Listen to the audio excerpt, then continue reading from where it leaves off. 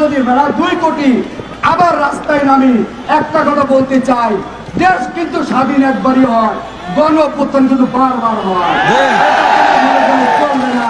এই দেশে 53 বছরের মধ্যে যদি কোনো শান্তিপূর্ণ সম্প্রদায় থাকে সেইটা হচ্ছে হিন্দু সম্প্রদায়। আমরা ছাত্র জনতা ঘরে বসে থাকতে পারি না। আমরা তাৎক্ষণিকভাবে সিদ্ধান্ত নিলাম আমরা আর ঘরে বসে থাকবো না, আমরা আবার রাজপথে নেমে আসবো। দুর্গা পূজার আগে এই অন্তর্বর্তীকালীন সরকারকে আমরা বয়কট করতে বাধ্য হব। নিরাপত্তার নামে কোনো জুজু খেলা চলবে না। প্রিয় সাংবাদিক ভাই ও বন্ধুরা, গত 5ই আগস্ট রাজনৈতিক পট পরিবর্তনের মধ্য দিয়ে সংখ্যালঘু সম্প্রদায়ের উপর যে নারকীয় হামলা শুরু হয়েছিল, এরই প্রেক্ষাপটে গত 9ই আগস্ট 2024 শাহবাগে ছাত্র জনতার স্বতঃস্ফূর্ত আন্দোলন শুরু হয়। এরপর দেশব্যাপী বিক্ষোভ সমাবেশ শুরু হয়েছিল। হিন্দু সম্প্রদায়ের পক্ষ থেকে দ্রুত বিচার বিভাগীয় তদন্ত, ক্ষতিপূরণ সহ সার্বিক নিরাপত্তার জন্য অন্তর্বর্তীকালীন সরকারের নিকট 8 দফা দাবি পাশ করা হয়েছিল। তারই প্রেক্ষাপটে অন্তর্বর্তীকালীন সরকারের প্রধান উপদেষ্টা ডক্টর মোহাম্মদ ইউনূস ছাত্র জনতার সাথে বসেছিল, কথা দিয়েছিল আমাদের 8 দফা যৌক্তিক এবং উনি মেনে নেবেন। তার সেই আশ্বাসে আমরা রাজপথ ছেড়ে দিয়েছিলাম। আমরা বিশ্বাস করেছিলাম বৈষম্য মুক্ত বাংলাদেশের যিনি দায়িত্ব নিয়েছিলেন তিনি সনাতনী সমাজের সাথে কোনো বৈষম্যমূলক আচরণ করবেন না।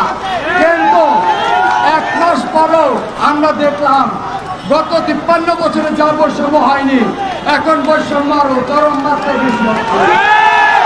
আমরা দেখলাম গত 5ই আগস্ট থেকে 20 আগস্ট মাত্র 15 দিনের প্রেক্ষাপটে সংবাদ মাধ্যম প্রথম আলোর সুস্পষ্ট লিখিত বক্তব্য দিয়েছে যে 1086টি বসত বাড়ি মন্দিরে হামলা হয়েছে।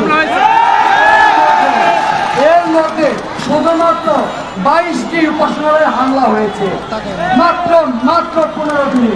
এটি অত্যন্ত ন্যাক্কারজনক এবং আমি মনে করি স্বাধীন বাংলাদেশে এটি কখনোই কাম্য হতে পারে না। আমরা ছাত্র জনতা ঘরে বসে থাকতে পারি না। আমরা তাৎক্ষণিকভাবে সিদ্ধান্ত নিলাম আমরা আর ঘরে বসে থাকবো না, আমরা আবার রাজপথে নেমে আসবো। আজকে শাহবাগ এবং চট্টগ্রাম সহ 22টি জেলায় একযোগে কর্মসূচি পালিত হচ্ছে। আমি মিডিয়া ভাইদের মাধ্যমে অন্তর্বর্তীকালীন সরকারের কাছে আমাদের আজকের এই কর্মসূচি 4 দফা আমরা সুস্পষ্ট ব্যাখ্যা প্রদান করছি। অনতিবিলম্বে অন্তর্বর্তীকালীন সরকারের কাছে যে 8 দফা পেশ করা হয়েছিল তা আগামী দুর্গা পূজার আগে সুস্পষ্ট প্রত্যক্ষ প্রদর্শন সনাতনী সমাজের কাছে, তা না হলে দুর্গা পূজার আগে এই অন্তর্বর্তীকালীন সরকারকে আমরা বয়কট করতে বাধ্য হব। 5ই আগস্ট থেকে 20 আগস্ট 1086টি হামলা হয়েছে, তার বিচার বিভাগীয় তদন্ত করতে হবে। এর সাথে যারা জড়িত আছে বাংলাদেশের আইনে তাদেরকে সর্বোচ্চ শাস্তি প্রদান করতে হবে।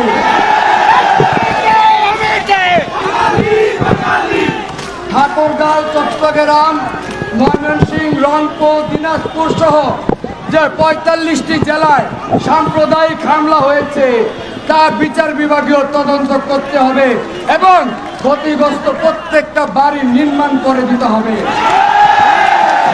আসন্ন দুর্গা পূজায় নিরাপত্তার নামে কোনো জুজু খেলা চলবে না। আমরা বিশ্বাস করি এই দেশের 2 কোটি হিন্দু সম্প্রদায়ের নিরাপত্তা যদি দিতে না পারেন আপনারা বলেন আমাদের নিরাপত্তা আমরা দেব, কিন্তু অন্য কোনো সম্প্রদায়ের মাধ্যম থেকে আমরা নিরাপত্তা নেব না। আমরা সরকারের প্রশাসনের নিরাপত্তা চাই। আপনি যদি না পারেন বলেন আমার মন্দির আমি পাহারা দেব, না পারলে এই দেশের 2 কোটি হিন্দু সম্প্রদায়ের প্রধান ধর্মীয় উৎসব দুর্গা পূজা আমরা বন্ধ করে দেব। নিরাপত্তা দিতে না পারেন আমাদের বলেন, আমরা আন্তর্জাতিক মহলের কাছে যাব, আমরা জাতিসংঘের কাছে আমাদের নিরাপত্তার কথা বলবো। 18 কোটি মানুষের মধ্যে 2 কোটি মানুষের যদি নিরাপত্তা দিতে না পারেন, আমরা বলতে চাই না, তারপরও বলতে বাধ্য হব, 2 কোটি হিন্দু সম্প্রদায়ের জন্য আপনি আলাদা প্রদেশ করে দেন,